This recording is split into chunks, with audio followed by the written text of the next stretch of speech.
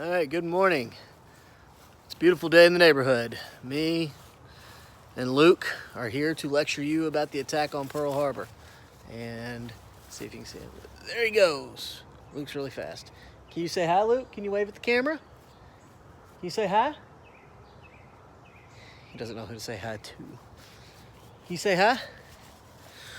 Hey, can you say hi? You say hi?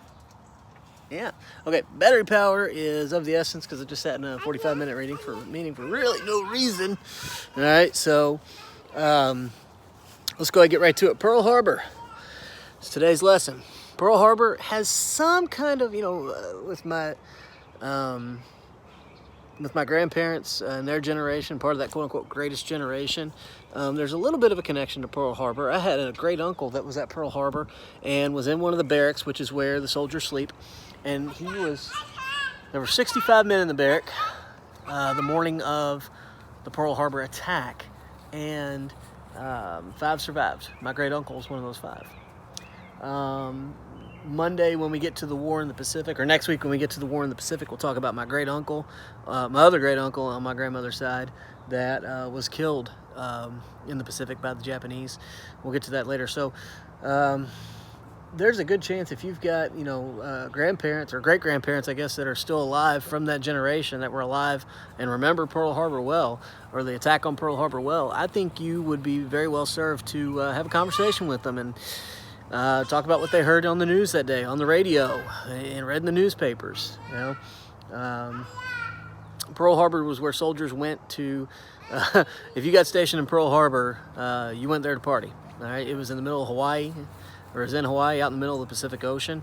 It was served as a fueling station for our Navy, and there was no reason to ever think that would be attacked. All the fighting was going on in Europe, and there was nothing happening in the Pacific Ocean. So you could see where a lot of people were shocked that Pearl Harbor, the attack on Pearl Harbor took place.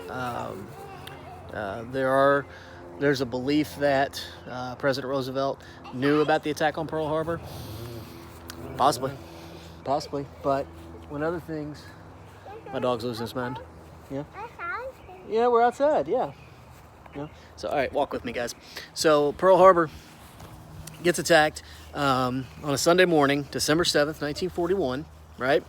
And it was by the Japanese, real early in the morning. Everybody was either hungover, asleep, or up getting ready for church, one of the two.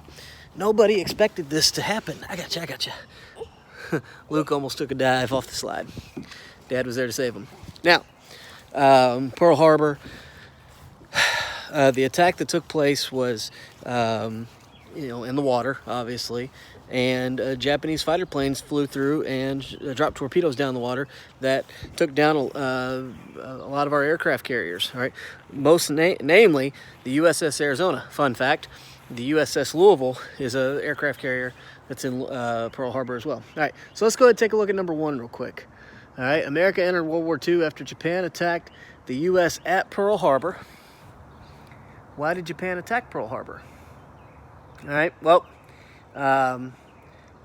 what had happened was we had placed an oil embargo on the oil supply that went into Japan, which means that Japan wasn't getting their oil supply, right? So it's a matter of survival, and the Japanese had a pretty good idea. It's kind of like, imagine me walking up to a wrestler like the Big Show, right? And I walk up and I sneak up on him, and I get a good hit on him on the chin, man, and knock him back a little bit, right? What does my next move need to be? If you're small and you run up and hit somebody that's way bigger than you, what's your next move need to be? Yes, you need to run. It's time to go, right? And the Japanese did that. They had to put together a well-orchestrated attack to pull this off, and that's what they did. Now, the Japanese and the Americans were fighting over the Philippines. That's an island chain out in the Pacific. And the Japanese felt they owned it. The U.S. were like, no, it's ours. Shots were fired. You add in the oil embargo. You add in the Japanese trying to attack the Americans, the Japanese, Hitler wanting the Japanese to attack the Americans, and all of a sudden you've got an issue. So, all right, so number 2. Hang on, Luke. Hang on.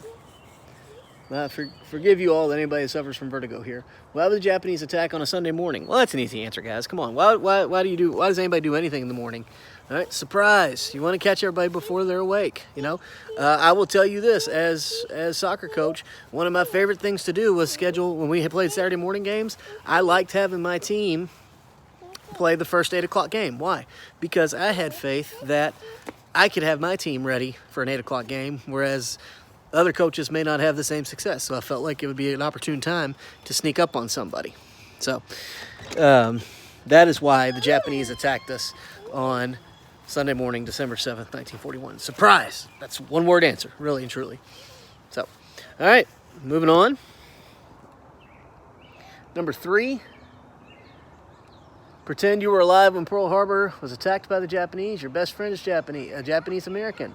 Why or why not does your relationship change with them after the Pearl Harbor attack? Everybody was paranoid of Japanese Americans after the Pearl Harbor attack. Everybody, right? So the United States, U.S. government set up I shouldn't say concentration camps, but internment camps for Japanese Americans, right? So take a look. We're in the garage now in the workout space, and Luke is playing with my workout chain, like his daddy. So I might have to record. I might have to take a picture of this. I don't know. So, all right, back to me. All right, so you have to ask yourself, how would you respond if you knew that? Would you hold it against you? That's a creepy visual right there. How would you respond to the Japanese or your Japanese friend after this attack? Would you remain friends, or would you, be like, dude, you need to tell your people to cut it out? How would you respond to that? That's what makes things like this tough. All right, let's look at number 4. Why or why not was this an appropriate response by Americans after the attack on Pearl Harbor? It's a picture of a lady standing out in front of a store or in front of a house saying, "Japs, keep moving. This is a white man's neighborhood."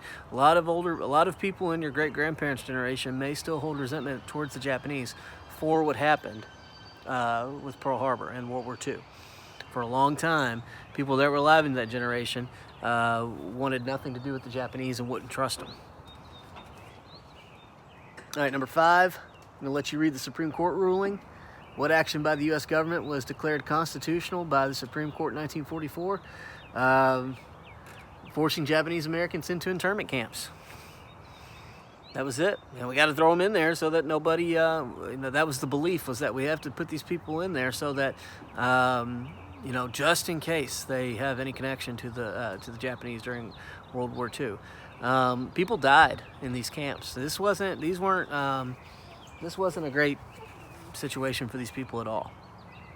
I don't know if it was on the level of suffering that you saw in the Holocaust camps during World War II, but nobody wants to be taken from their home and told, hey, you're going to sleep inside this fence for the foreseeable future, and for no reason. Nobody likes that. All right, number 6. How does this propaganda show America's strength going into World War II? You're looking at the picture of Uncle Sam holding a wrench. You tell me what you see.